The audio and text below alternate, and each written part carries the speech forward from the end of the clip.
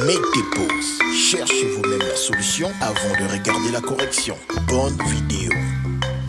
Pour l'exercice 180, on nous dit soit UN la suite définie par U0 égale à 4 et pour tout n appartenant à grand N, UN plus 1 égale à 1,2 UN moins 40. Soit Vn la suite définie par Vn égale à UN moins 200.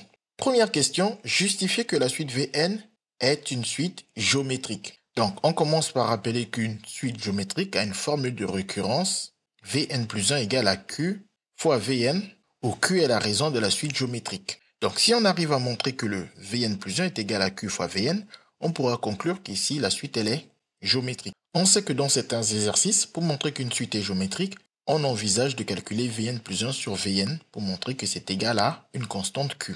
Sauf qu'ici, le Vn est égal à Un moins 200. Et donc, on n'a pas la certitude que Vn soit différent de 0. Donc, on ne sait pas si nous sommes ou pas en train de diviser par 0. Donc, on ne peut pas envisager de faire cette division. C'est pour ça qu'à défaut, ne pas avoir la certitude que Vn soit différent de 0 et ne pas prendre énormément de temps à essayer d'expliquer pourquoi Vn est différent de 0, on va directement partir de Vn plus 1 et on va essayer de faire apparaître une expression de la forme Q fois Vn.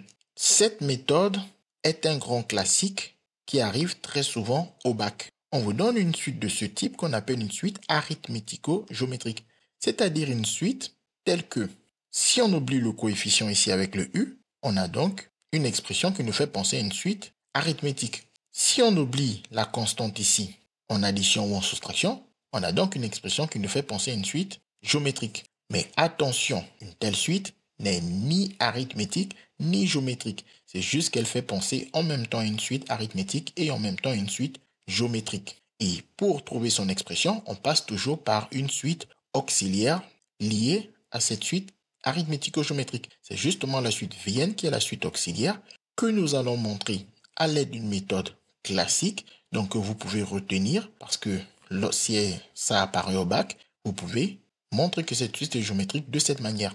Donc, nous, on veut écrire Vn plus 1. On part alors de la définition qu'on nous a donnée dans l'énoncé de Vn. On sait que Vn est égal à Un moins 200. Et on veut du Vn plus 1, donc au n, on lui rajoute un plus 1. Et donc, on fait la même chose pour tous les n. Ici, au n, on lui rajoute un plus 1. Et ici, on a l'expression de Un plus 1 qui est donnée dans l'énoncé. Un plus 1, c'est 1,2 Un moins 40. On remplace alors Un plus 1 par 1,2 Un moins 40. Et ensuite, on effectue les calculs évidents. Moins 40 moins 200 nous donne moins 240. Et on ne perd pas de vue que nous, ce qu'on veut faire apparaître, c'est le Vn. Il nous faut un nombre fois Vn. Le nombre Q, quand vous êtes habitué avec ce genre d'exercice, le Q, c'est toujours le coefficient du Un ici, le 1,2. Et donc, pour avoir ce 1,2 fois quelque chose, il faut tout simplement factoriser ici par 1,2. Pour pouvoir factoriser par 1,2, on récupère notre expression, on la multiplie et on la divise par 1,2.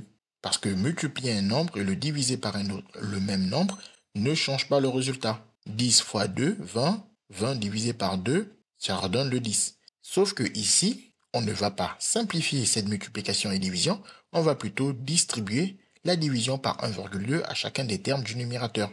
Ce qui nous donne alors 1,2 et on met des parenthèses puisqu'on n'a plus la grande barre pour pouvoir multiplier cette différence toujours par 1,2. Et chacun des termes 1,2 Un divisé par 1,2 et le terme moins 40 divisé par 1,2. Ensuite ici les 1,2, comme ils apparaissent au numérateur et au dénominateur, on les simplifie. Ce qui nous laisse alors 1,2 facteur de Un moins 240 sur 1,2. Et quand vous êtes familiarisé avec ce genre d'exercice, il est fortement recommandé de savoir passer de cette ligne à celle-ci. Vous ne vous embêtez pas, vous écrivez exactement le coefficient avec le Un, le 1,2, vous ouvrez une parenthèse, vous écrivez le Un tout seul, et ensuite vous réécrivez le reste sur ce nombre. Le reste, à savoir moins 240 sur 1,2. Et une fois que vous êtes là, vous voyez qu'on n'est plus trop loin de faire apparaître le Vn car on a Un moins quelque chose. Ce moins quelque chose ici, on va montrer que ce calcul donne 200. En fait, on n'a même pas besoin de s'embêter à le vérifier. C'est systématiquement la même valeur. Donc, vous n'avez même pas besoin de vérifier à la calculatrice si vous êtes confiant dans vos calculs. Sinon, si vous avez des doutes sur vos calculs, pour voir si vous ne vous êtes pas trompé, vous pouvez taper 240 sur 1,2 pour vérifier que ça donne bel et bien 200. Donc, à la calculatrice, on obtient bien le 200 parce qu'on voulait faire apparaître le Vn grâce à Un moins 200. Et comme on l'a dit, ici on reconnaît Vn. On a donc montré que Vn plus 1 est égal à 1,2 Vn. La suite Vn vérifie donc la formule de récurrence d'une suite géométrique. Ce qui prouve que la suite Vn est une suite géométrique de raison Q égale à 1,2. Et maintenant, il nous faut définir la suite complètement en donnant aussi son premier terme. Donc ici, le premier terme va être V0 parce que nous, on a U0. Et pour trouver ce V0, on repart de la formule Vn égale à Un moins 200 et les n, on les remplace par 0.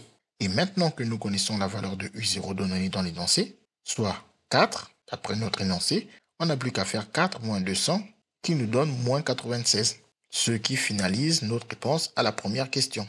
Maintenant pour la question 2, on nous dit déterminer les variations de la suite Vn. Donc on a besoin déjà de savoir que lorsqu'une suite géométrique a son premier terme V0 qui est strictement positif, si la raison Q dépasse 1, la suite elle est croissante. Et si la raison Q est comprise entre 0 et 1, la suite géométrique est décroissante. Et cas trivial, qu'on n'évoque même pas en général, si Q est égal à 1, la suite géométrique est constante. Sauf que nous ici, le premier terme, il est négatif. Et lorsque le premier terme est négatif, c'est exactement les résultats contraires qu'on obtient.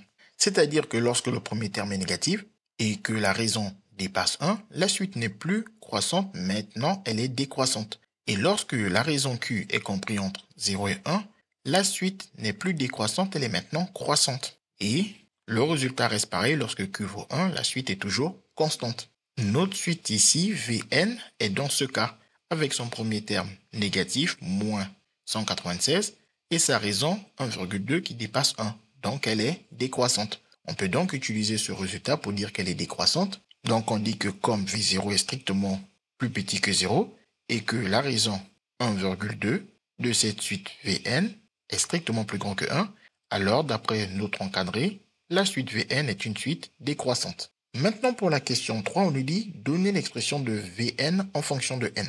On rappelle que pour une suite géométrique, la formule explicite est Vn égale à Vp fois Q puissance n moins p, où Vp est le premier terme. Et comme le premier terme c'est V0, ici notre p vaut donc 0. On remplace alors tous les p par 0. Et la formule devient Vn égale à V0 fois Q puissance n-0. Et n-0, c'est n. Donc pour tout n appartenant à grand N, on a que Vn égale à V0 fois Q puissance n. Où V0, nous l'avons calculé, c'est moins 196. Et la raison Q, c'est 1,2. Ce qui nous donne alors cette expression, qui est donc l'expression de Vn en fonction de n. Pour la quatrième et dernière question, on nous dit en déduire l'expression de Un en fonction de n. Ça veut dire qu'à l'aide du résultat que nous avons trouvé, donc à l'aide de Vn, on va pouvoir trouver l'expression de Un. Donc il nous faut le lien entre Un et Vn. Et le lien entre Un et Vn nous est donné dans l'énoncé. Comme nous avons Vn égale à Un moins 200, on n'a plus qu'à isoler le Un en déplaçant le moins 200 de l'autre côté. Et cela en faisant plus 200 des deux côtés. Moins 200 plus 200, ça donne 0. Il nous reste que Un à droite de l'égalité. Et à gauche de l'égalité, on a Vn plus 200. On peut bien évidemment aussi écrire Un du côté gauche et dire que Un est égal à Vn plus 200. Une fois qu'on est là, on sait qu'on a déjà trouvé l'expression de Vn en fonction de n. On n'a plus qu'à remplacer Vn par son expression. On remplace Vn par moins 196 fois 1,2 puissance n et on rajoute ce plus 200. On obtient ainsi l'expression de Un en fonction de n. Voilà, on a trouvé toutes les solutions aux questions de cet exercice. CQFD, ce qu'il fallait découvrir. Les mathématiques, ce n'est pas juste la mémorisation de l'application de cours. Ça nous aide à comprendre le monde qui nous entoure et à prendre des décisions.